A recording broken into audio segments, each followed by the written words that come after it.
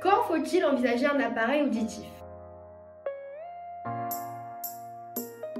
Bonjour à tous et bienvenue sur ma chaîne. Aujourd'hui, nous allons aborder un sujet technique mais important, le moment approprié pour envisager l'appareillage auditif en se basant sur les résultats de l'audiogramme. Beaucoup de personnes hésitent à franchir le pas de l'appareillage auditif, mais comprendre les données de l'audiogramme peut aider à prendre une décision éclairée. Saviez-vous que l'audiogramme vocal, souvent sous-estimé, joue un rôle crucial dans ce domaine? Restez avec nous pour découvrir en quoi cet outil peut faire la différence. Tout d'abord, qu'est-ce qu'un audiogramme? Un audiogramme est un graphique qui représente les résultats d'un test auditif mesurant la capacité d'une personne à entendre différents sons à différentes fréquences. Sur un audiogramme tonal, les fréquences sonores sont représentées sur l'axe horizontal, allant des basses fréquences à gauche aux hautes fréquences à droite. Le niveau de volume sonore est représenté sur l'axe vertical, allant des volumes les plus faibles en haut aux plus élevés en bas. Les résultats de l'audiogramme sont présentés sous forme de courbes appelées seuils auditifs, qui indiquent les niveaux de volume sonore auxquels une personne peut entendre différents sons à différentes fréquences. Une perte auditive est généralement diagnostiquée si les seuils auditifs dépassent les niveaux normaux à certaines fréquences. Si les résultats de votre audiogramme révèlent une perte auditive significative dans les fréquences essentielles à la communication, telles que les voix humaines, cela peut indiquer qu'il est temps de considérer l'appareillage auditif. Si les résultats de votre audiogramme montrent une détérioration progressive de votre audition au fil du temps, même si elle est légère, cela peut indiquer la nécessité d'une intervention auditive pour prévenir une détérioration supplémentaire. Si votre perte auditive affecte significativement votre qualité de vie, notamment votre capacité à communiquer efficacement avec les autres, cela peut être un indicateur que l'appareillage auditif pourrait vous bénéficier. Les personnes souffrant de surdité légère présentent généralement une perte auditive moyenne comprise entre 20 et 40 décibels. Elles peuvent éprouver des difficultés à percevoir les sons faibles ou distants.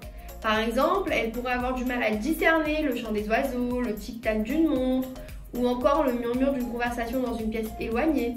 Les personnes qui présentent une surdité modérée ont des difficultés à capter les sons de niveau modéré à fort, en plus de rencontrer des obstacles dans la compréhension de la parole.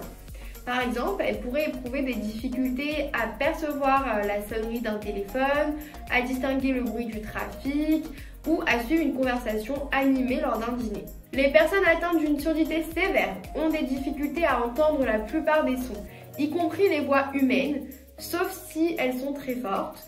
Par exemple, elles peuvent ne pas entendre la sonnerie de la porte d'entrée, le son du réveil ou les appels téléphoniques. Les personnes atteintes d'une surdité profonde ont des difficultés à entendre même les sons les plus forts. Elles peuvent ne pas entendre du tout les sons de l'environnement quotidien, y compris les paroles parlées. Par exemple, elles peuvent ne pas entendre le son d'une alarme, le bruit d'un klaxon de voiture ou la voix d'un proche à côté d'elle. En plus de l'audiogramme classique, il existe d'autres tests auditifs importants à considérer. L'un d'entre eux est l'audiogramme vocal, où la capacité d'une personne à entendre et à comprendre la parole est évaluée. Ce test est souvent réalisé dans un environnement calme, mais il est également crucial de le faire dans des situations bruyantes, puisque cela reflète fidèlement les défis rencontrés dans votre vie au quotidien. L'audiogramme vocal évalue non seulement votre capacité à entendre des sons, mais surtout votre capacité à comprendre la parole. C'est un test qui mesure comment votre cerveau interprète et traite les informations sonores. Des études ont montré que la perte auditive non traitée, même légère, peut contribuer au déclin cognitif, notamment en affectant la mémoire, l'attention et la capacité de traitement de l'information.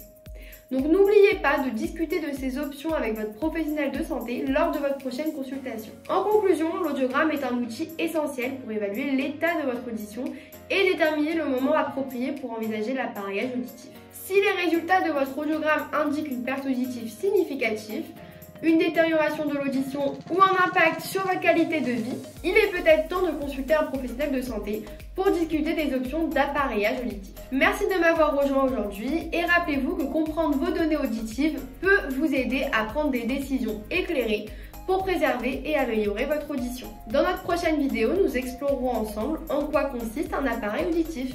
À bientôt!